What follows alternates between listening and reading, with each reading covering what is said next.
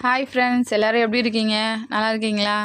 இன்றைக்கி என்ன பார்க்க போகிறோன்னா, குருமா குழம்பு செய்ய போகிறோம். குருமா குழம்பு எப்பவும் செய்கிற மாதிரி தான். நான் கொஞ்சம் வித்தியாசமாக கொஞ்சம் செய்வேன். அது எப்படின்னு இந்த வீடியோவில் பாருங்கள். நமக்கு தேவையான காய் போட்டுக்கலாம். அது மாதிரி தான் செய்யணும்.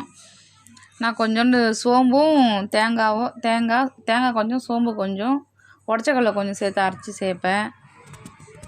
லாஸ்ட்டில் இறக்கும் போது மிளகுத்தூள் கொஞ்சம் போட்டு இறக்குவேன். அதுமாதிரி செஞ்சு பார்த்துட்டு கமெண்ட் பண்ணுங்கள் எப்படி இருக்குதுன்னு.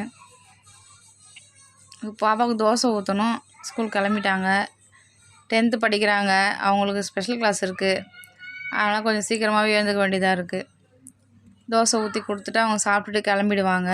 அப்புறம் நம்மளும் வேலைக்கு கிளம்ப வேண்டியது தான். கிளம்பிட்டு சாயந்தரம் தான் வரணும். சாயந்தரம் வந்து பார்க்கலாம்.